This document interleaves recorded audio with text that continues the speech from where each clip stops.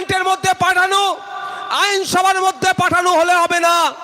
আপনাকে আমাকে তৈরি হতে হবে, আপনাকে আমাকে পৌঁছাতে হবে।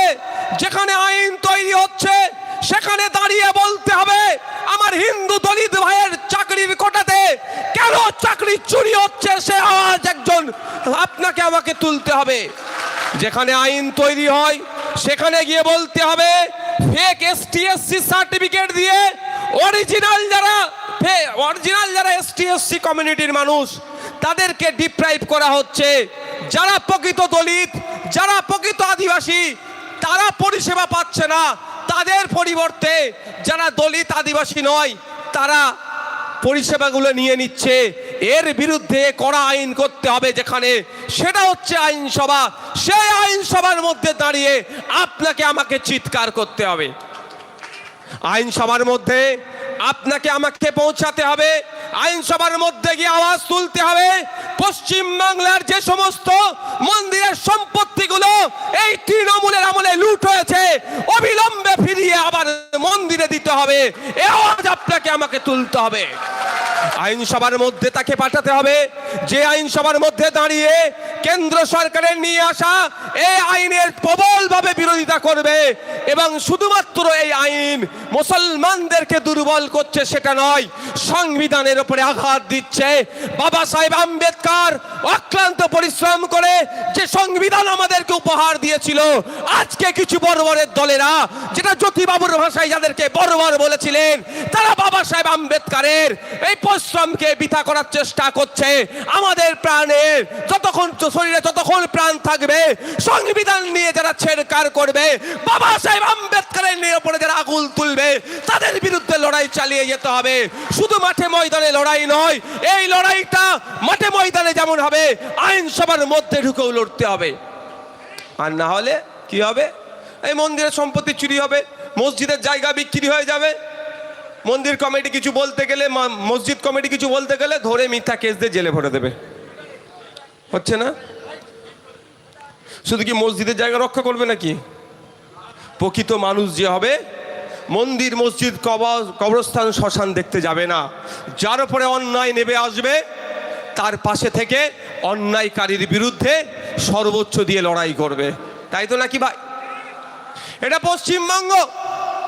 কিন্তু দুর্ভাগ্য, পশ্চিমবাংলার ক্ষমতার মসনদে যাকে আমরা বসিয়ে রেখেছি সে চায় না পশ্চিমবাংলার মধ্যে ধর্মীয় যে উন্মাদনা ছড়িয়ে দেওয়ার চেষ্টা হচ্ছে সেটা বন্ধ করা হোক।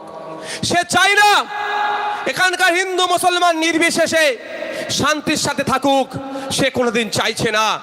তা না চাওয়ার ফলে আমি বলছি, উদাহরণ কয়েকটা দিচ্ছি।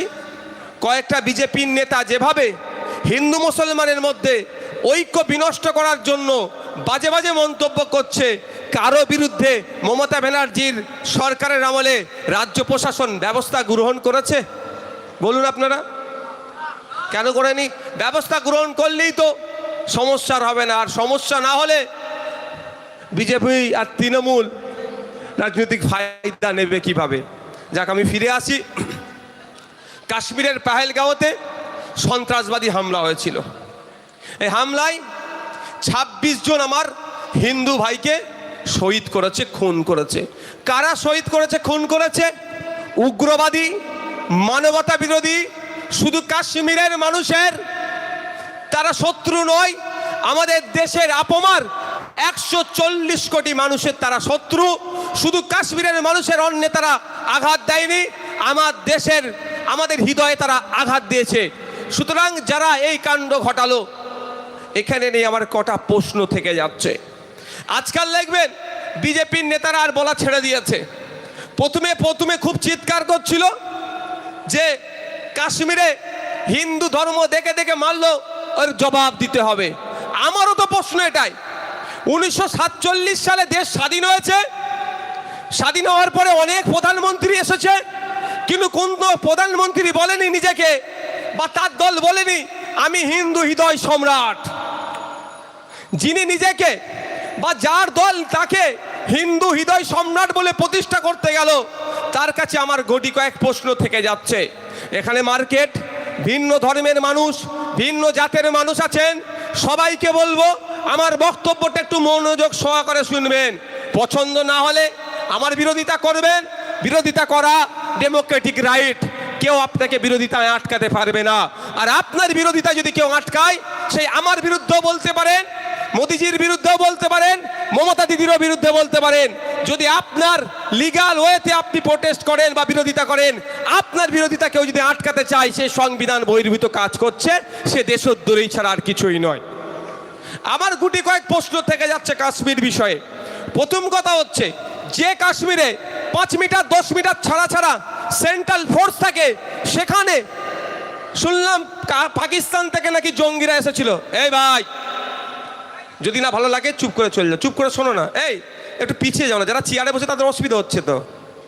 এই ছেলে, একটু পিছিয়ে যাও, ক্যামেরা দূর থেকে করা যাবে। কাশ্মীরের পেহেলগাঁওতে 5 মিটার 10 মিটার ছাড়া ছাড়া সেন্ট্রাল ফোর্স থাকে। তাহলে কাশ্মীর থেকে পাকিস্তান থেকে আসলো, বড় বন্দুক নিয়েছে, আসলো, গুলি করলো, নাম দেখে দেখে, ধর্ম দেখে দেখে 26 জনকে মারলো, আবার গায়েব হয়ে গেল। ওই সময় আমাদের ফোর্স কোথায় ছিল? প্রশ্ন করবেন না ভাই, প্রশ্ন করবেন না? তাহলে প্রশ্ন থেকে যাচ্ছে, তাহলে ডাল মে কুছ কালা হয়। আপনারা দেখেছেন শুভেন্দু বাবু একটি, তার স্বামী মারা গিয়েছিল একজন মহিলাকে নিয়ে, এয়ারপোর্টে অনেক চিৎকার চেঁচামেচি করছিল। কিন্তু আপনাদের জানিয়ে রাখি, পশ্চিমবাংলায় আমার 3টে আরো মাকে ওই উগ্রবাদীরা কিন্তু বিধবা করেছে।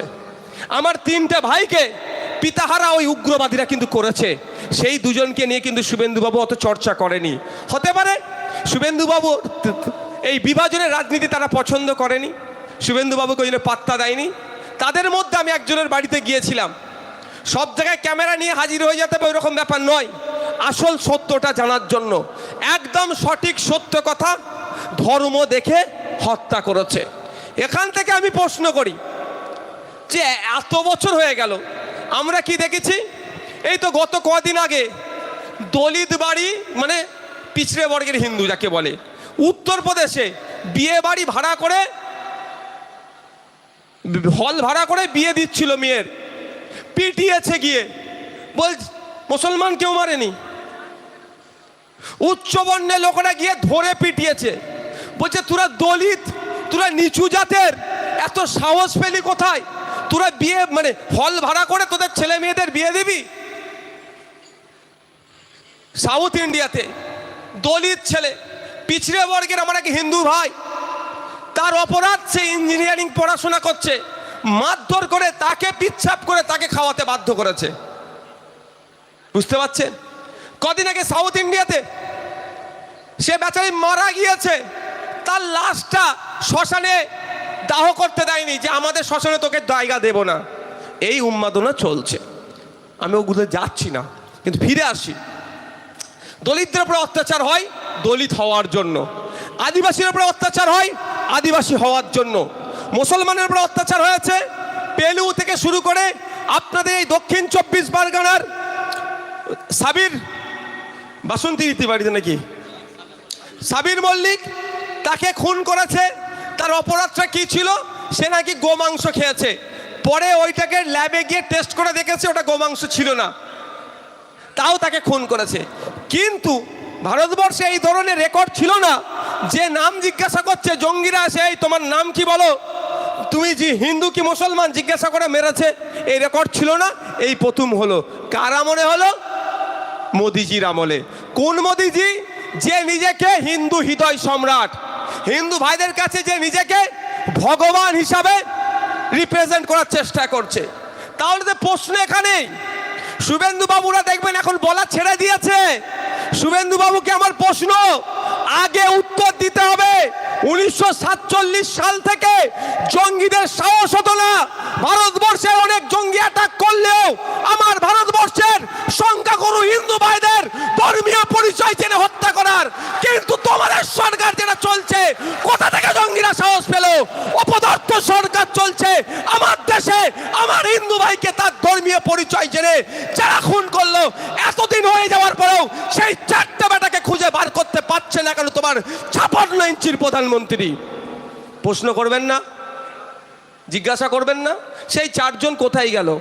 আসলো, মারলো, গায়েব হয়ে গেল। কি জেন না ভূত ভাই? ও ভূত নাকি গায়েব হয়ে গেল? এ প্রশ্ন করতে হবে। প্রশ্ন করতে হবে।